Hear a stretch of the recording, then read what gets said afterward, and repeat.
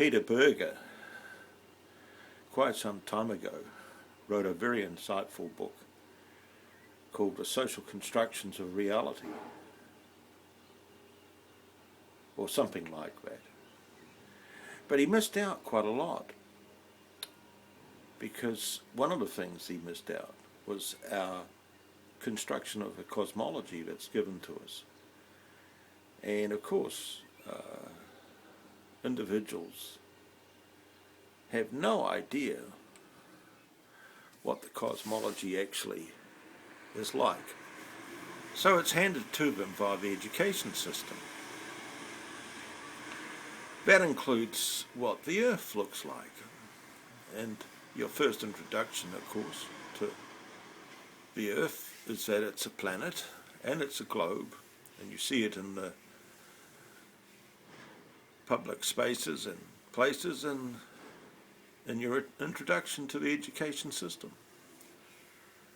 So it's pretty well established in your thinking.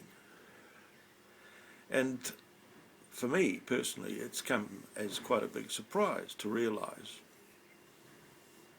that actually I don't know what the Earth looks like at all. I've had to just take the descriptions as given to me, and then as someone who's a little more mature, I was introduced to a rather exceptional book, the Book of Enoch. And I've always had an interest in theology, so reading the Bible was never a problem to me, but then I realised after I'd read the Book of Enoch that I may not have actually understood a lot of what was being said. And that included what the Earth looked like. Now recently there's been this rather intense, heated debate of the nature of the shape and so forth of the Earth. Is the Earth a sphere? Is it flat?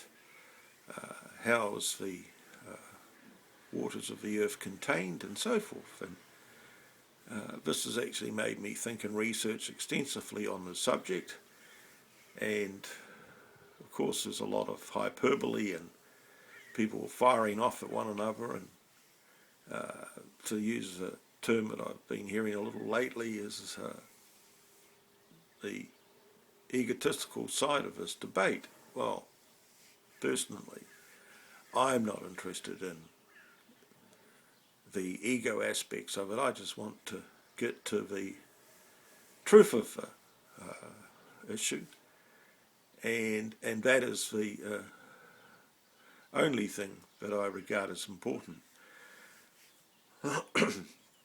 I personally have had difficulty recently establishing curves, where are the curves on the horizon, so I'm in the process of doing my own scientific, if you like, measurements and gathering together data, and so far it doesn't look good for the globe. So I think this is just wonderful that we get an opportunity to re-examine and to have all this revision taking place, particularly in the light of how the state has had a monopoly on this important educative issue and its implications. And so I think it's very good that people are challenging what the shape of the Earth is. There's lots of fascinating material coming to light, and of course you have to sift through it and use your common sense, or try to use common sense. The Bible says, come let us reason together, and so despite all the ridicule that's been thrown around, and I've had a bit thrown in my direction because of my interest now in the subject, I'm going to continue with it. What is the shape of the Earth? I think it's a fascinating and critical issue, and we will have this resolved. Okay, over and out until next time.